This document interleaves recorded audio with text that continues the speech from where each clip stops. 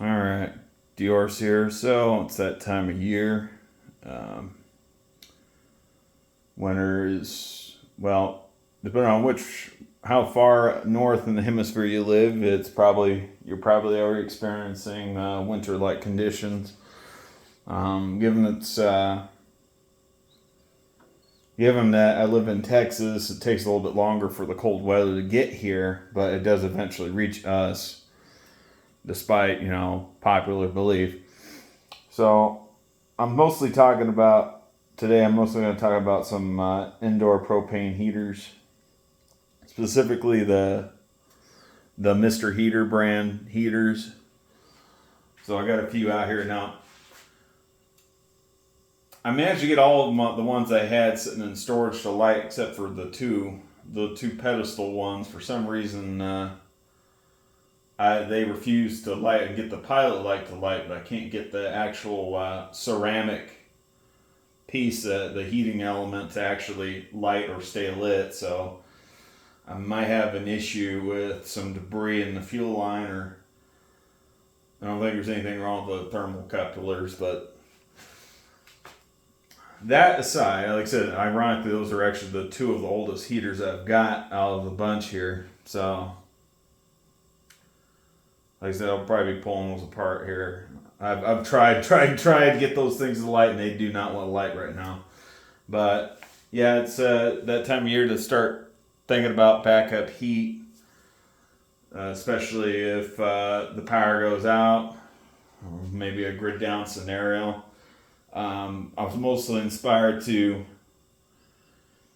get extra heaters, to actually get, look into the propane heaters right after what happened down here during Snowmageddon in February of 2021. Now, I wasn't living down here at the time when all that was going on. I was still living in Colorado, but Snowmageddon still negatively impacted Colorado, but not nearly as badly as it did down here in Texas, because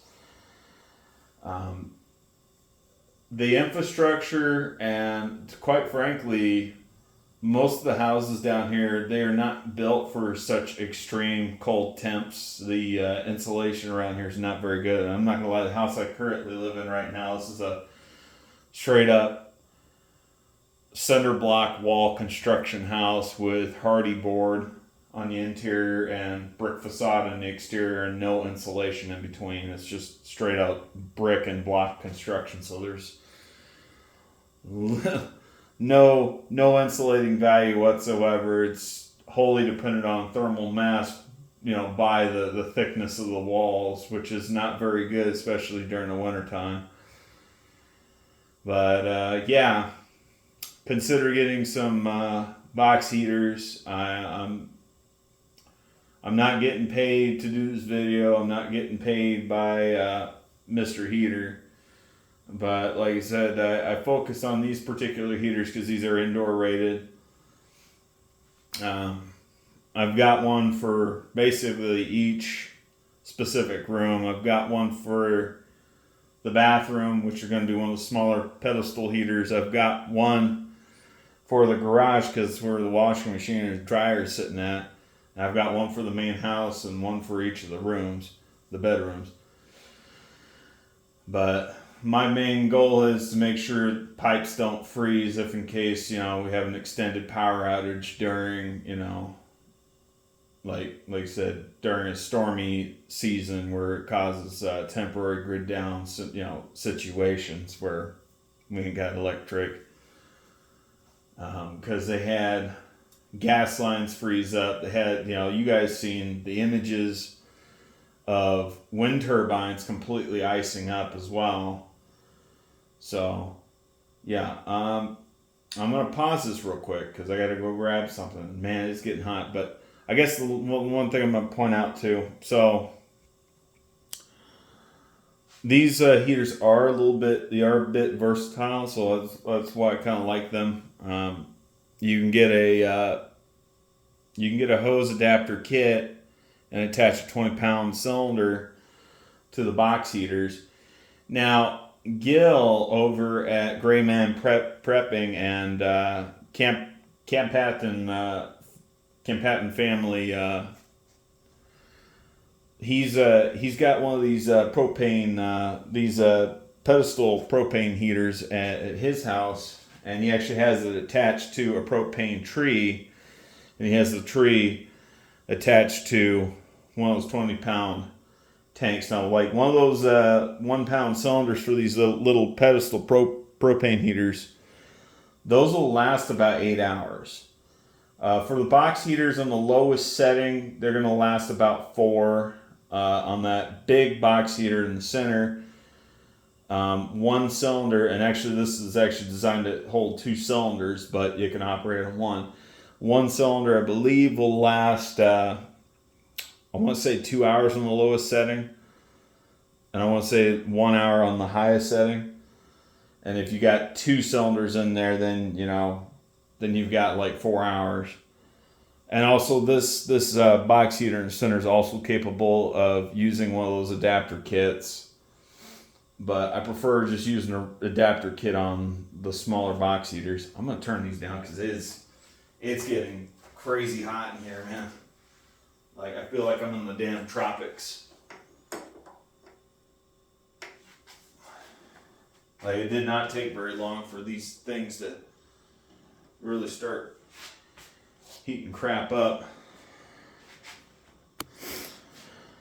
Like I said, they're safety rated. They've got tilt switches. Every single one of these have got a tilt switch. So if you accidentally tip them over too far, they automatically shut off. And like I said, they've also got a built-in safety feature to where they will automatically shut off if they detect carbon monoxide. But it's also a good idea to have a carbon monoxide detector in your house anyway, a functioning carbon monoxide detector. So I'm going to just go ahead and shut all these off for now because there's just no point in having these on, just burning up fuel. But you guys get the point. Like I said, they do work, and they throw out some heat. I was going to say that box heater right there. So like I said, if I hadn't said before, 4 hours in the lowest setting with a smaller 1-pound propane tank, propane cylinders.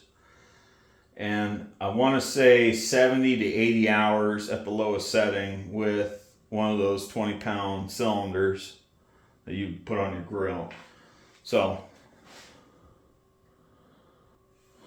yeah, I know this is a little bit janky how I'm doing this, but I'm going to pull up.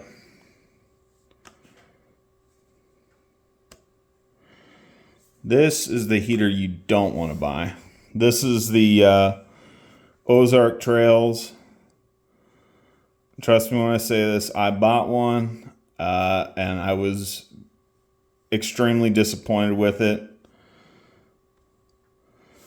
It was very unreliable, and I've looked at plenty of reviews on this after the fact, and the issues I had with this were not uncommon. So like I said, this is like 74, about 70 after tax. You're probably looking at about $77, maybe $78. Trust me when I say this. Don't cheap out. Do not buy this. Spend the extra, $10, $15 of what these Mr. Heaters are going to be. You'll have a much, much better product, much more reliable. I kid you not. I had this thing. I ran exactly 2 cylinders worth of propane through it.